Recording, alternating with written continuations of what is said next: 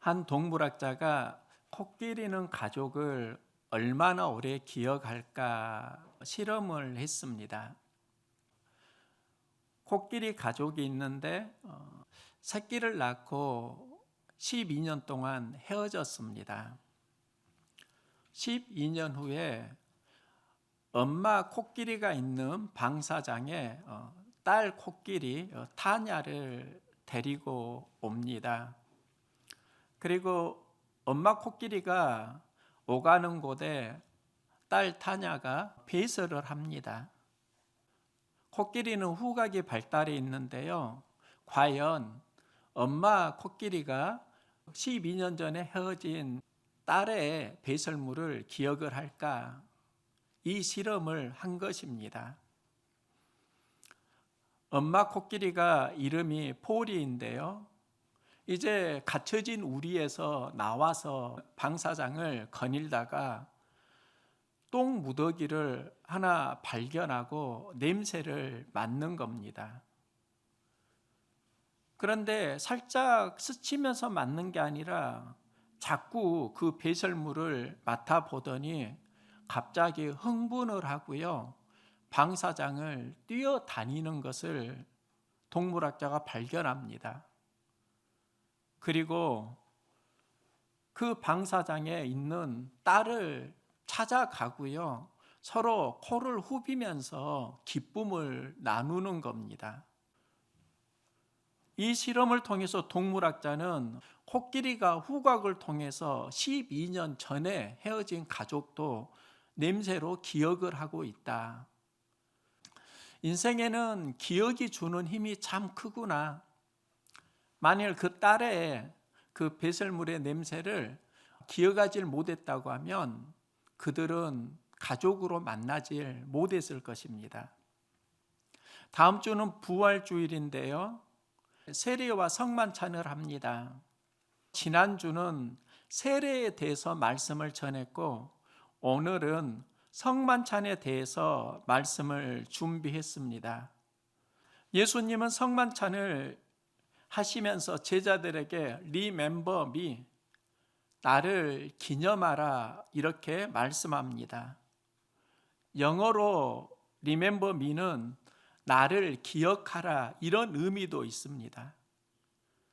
성만찬을 통해서 우리가 지금 다시 기억해야 하는 게 무엇인가? 이 질문을 했고요. 성경 본문을 통해서 함께 나누려고 합니다. 예수님은 성만찬을 하시면서 유월절 먹기를 원하고 원하였노라 말씀합니다. 민수기 9장 2절에 이스라엘 자손에게 유월절을 그 정한 기일에 지키게 하라. 모세가 이스라엘 백성에게 했던 말입니다. 구약을 보면 계속 유월절 절기를 지키는 이야기가 이어지는데요. 예수님께서도 그 유월절을 지키시면서 성만찬을 하십니다. 예수님이 말하신 그 유월절이 무엇을 말하는가? 이스라엘 백성이 출애굽을 할 때 하나님께서 이스라엘 백성을 이끌어내는 과정에 10가지 재앙을 내리십니다. 마지막에 내리신 재앙이 유월절인데요. 유월절은 재앙을 넘어가다, 심판을 넘어가다 이런 의미가 있습니다.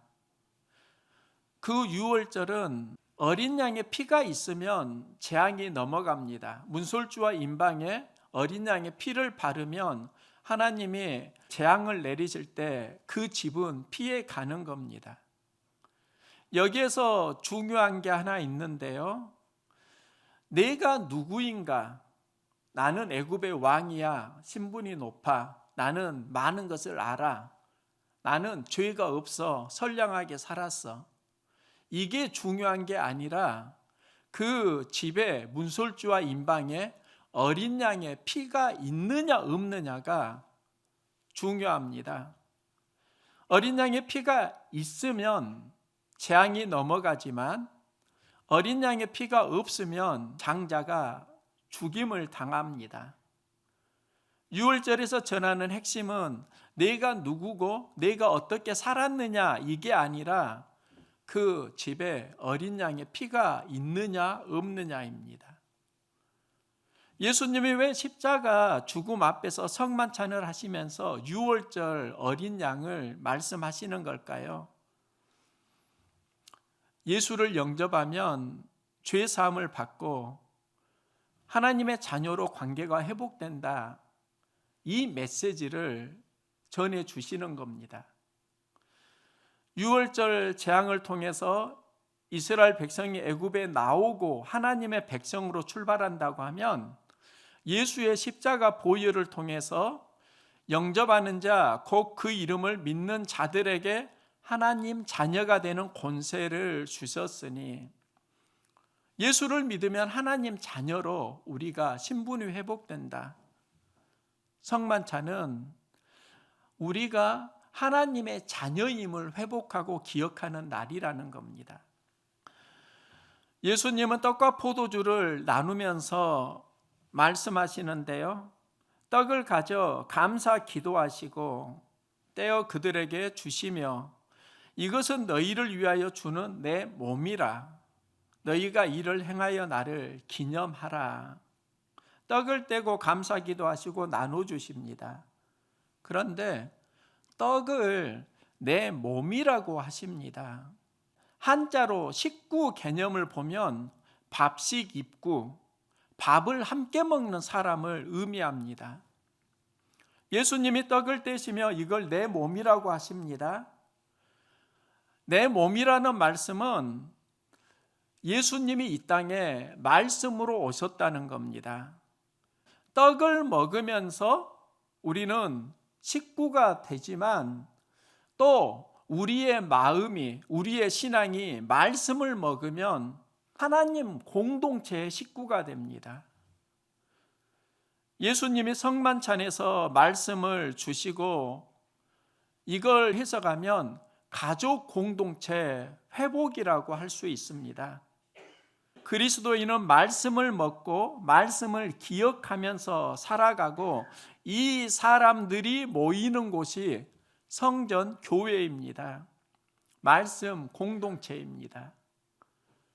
성만찬에서 떡을 나누는 건 예수님 안에 공동체를 회복하고자 하는 소망이 담겨 있습니다.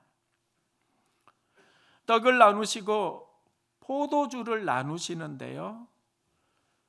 이 포도주를 내 피로 세우는 새 언약이라고 하십니다. 피로 맺어진 혈육을 가족이라고 합니다. 예수님이 성만찬에서 꿈꾸시는 것은 예수 피로 맺어진 가족 공동체. 폴 트루니에는 이런 말을 하는데요. 사람은 혼자서 할 수 없는 일이 두 가지가 있다. 하나는 결혼하는 것이고 다른 하나는 그리스도인이 되는 것이다. 결혼은 혼자 못하니까 쉽게 이해가 되는데 왜 그리스도인이 되는 것도 혼자 할 수 없다고 하지? 신앙은 하나님과 나와의 1:1 관계인데 왜 혼자서는 그리스도인이 될 수 없다고 하지? 어릴 때 경험이 생각납니다. 이것은 어떤 과학으로 설명할 수 있는 경험은 아니지만 저에게 굉장히 강하게 경험되었던 사건입니다. 우리 가족은 들에서 일을 하고 있었는데요. 어느 순간 쿵 하는 감정이 느껴지는 겁니다. 내 안에 불길한 마음이 찾아왔습니다. 그리고 잠시 후에 동네 형이 왔는데요. 그때는 전화가 없어서 직접 동네 형이 논으로 찾아온 겁니다. 그리고 이런 말을 합니다.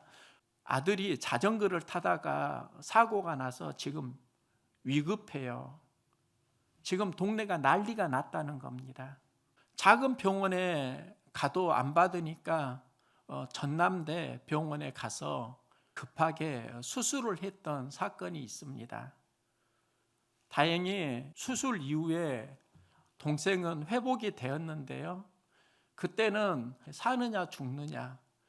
그런데 내가 지금 기억하고 있는 건 그 소식을 듣기 전에 내 안에 찾아왔던 그 감정. 이 감정이 무엇이었을까? 그런데 새벽에 제가 그 감정을 느꼈던 때가 있습니다. 아들을 품고 기도하는데 갑자기 뭔가 쿵 하더라고요. 학원에 다니고 독서실에 다니고 노력을 하는데 왜 이 마음이 나에게 찾아오는 거지? 내 마음속에 강하게 뭔가 설명할 수 없는 무언가는 찾아오는데 구체적인 건 알 수는 없습니다. 새벽 예배 드리고 아침에 이 마음을 아들에게 전했습니다. 아들은 이해하려고 하지 않고 인정하려고 하지 않고 불편한 언쟁이 오갔는데요. 아내는 그러면 아빠에게 뭐가 있겠다 하고 아들을 이해시키면 좀 좋았을 것 같은데 또 아들은 이런 나를 이해하지 못하고 영적 교만이라고 또 나에게 말을 하는 겁니다. 그 과정에 나도 모르게 엄청난 무기력증이 찾아왔습니다. 하려고 하면 할수록 아빠로, 남편으로 느껴지는 어떤 무기력증이 나에게 찾아오는 겁니다. 순간 나도 모르게 마음이 엉망이 되고요. 이런 무기력증이 느껴질 때 무릎 꿇고 기도하면 됩니다. 말씀 묵상하면 됩니다. 그런데 이런 마음 자체도 싫은 겁니다. 그날은 핸드폰만 보고 컴퓨터 영상을 보고 빨리 자야 되는데 그런 긴장감까지도 그냥 내려놓았습니다. 그리고 새벽에 일어나 새벽 예배 인도를 했습니다. 말씀을 전하는데 허공만 치고 있고요. 순간 내가 왜 이러지? 그때 나에게 찾아온 마음입니다. 자기 관리를 포기하고 영혼을 방치하면 얼마나 삶이 무기력해지는가. 하나님이 이 마음을 주시는 겁니다. 마음이 상하고 어려운 일 참 많이 경험합니다. 어려움이 있으면 기도와 말씀으로 연결하면서 나름대로 믿음의 수고를 해왔습니다. 그런데 그날은 그게 아니었습니다. 기도하면 뭐해? 귀찮고 말씀 붙들기도 싫고 핸드폰만 하고 컴퓨터만 하고 문제를 이기려고 하는 영적 의지도 없고 그냥 될 대로 되라. 이렇게 하루를 살아오니까요. 다음 날 말씀을 전하면서 자기 관리가 안 된 영적인 페인이 보이는 겁니다. 이 경험에서 발견한 게 있습니다. 관리하지 않으면 무기력해지고 삶은 쉽게 페인이 되어가는구나. 나만의 경험일까요? 우리는 낙심낙담하는 마음을 참 많이 경험합니다. 그리고 굉장히 많은 유혹을 경험하면서 살아갑니다. 이겨야 하는데 그 마음은 약해지고 피해야 하는데 그 상황에 끌려가면서 우리의 영혼의 늪은 자꾸 방황해 가는 겁니다.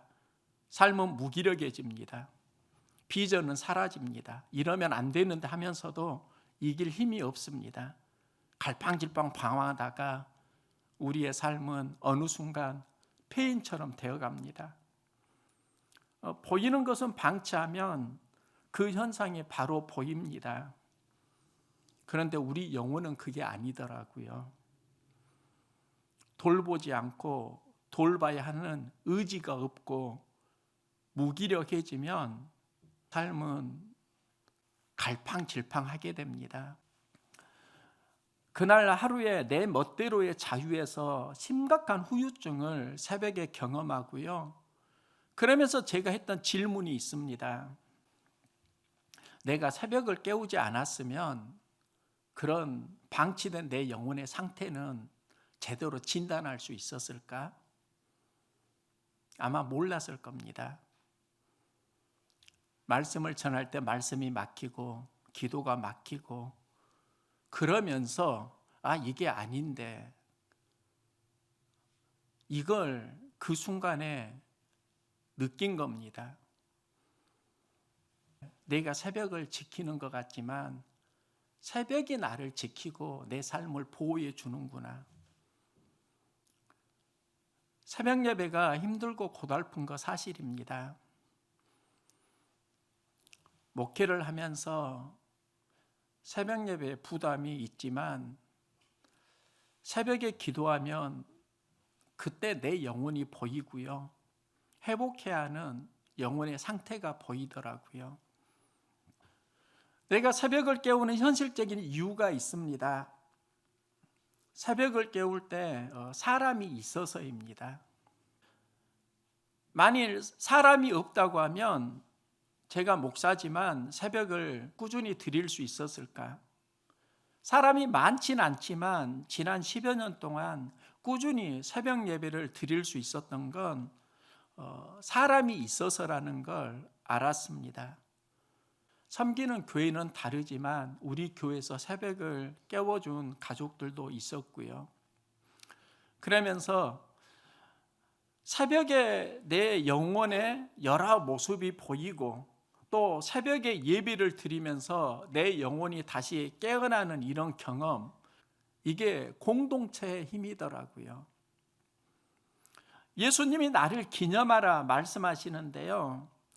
나를 기념하라, 이 말씀이 remember me입니다. 이 단어는 다시라는 의미와 멤버, 구성원이 되다, 다시 멤버가 된다, 이게 바로 remember me입니다. 예수님께서 remember me, 이 말씀은 내가 이제 십자가 고난으로 죽게 되고 너희와 함께하지 않지만 너희는 이제 신앙 공동체가 되어야 한다. 우리가 어떻게 건강한 신앙 공동체의 멤버가 되는가? 기억을 회복해야 합니다.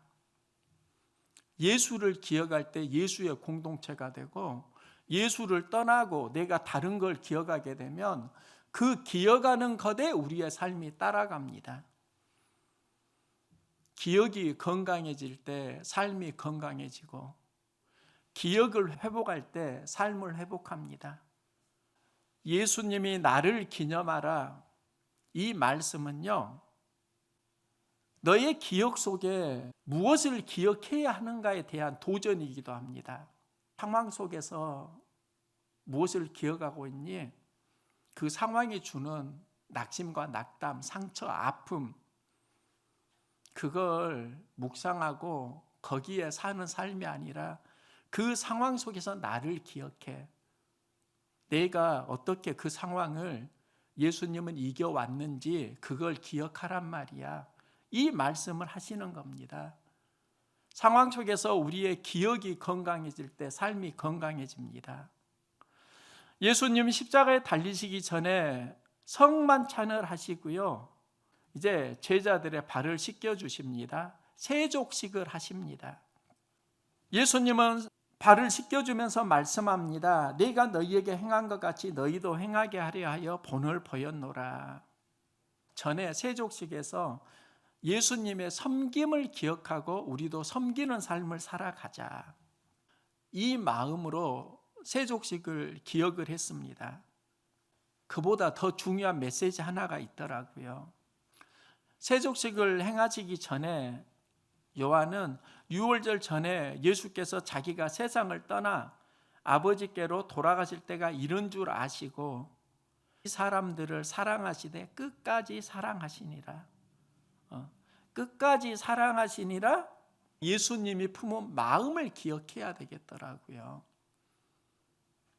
삶은 사건을 기억해서 건강해지는 게 아니라 그 사건 속에 품은 그 마음, 그 스피릿이 전해올 때 삶은 건강해집니다. 얼마 전에 어머니께 전화를 드렸습니다.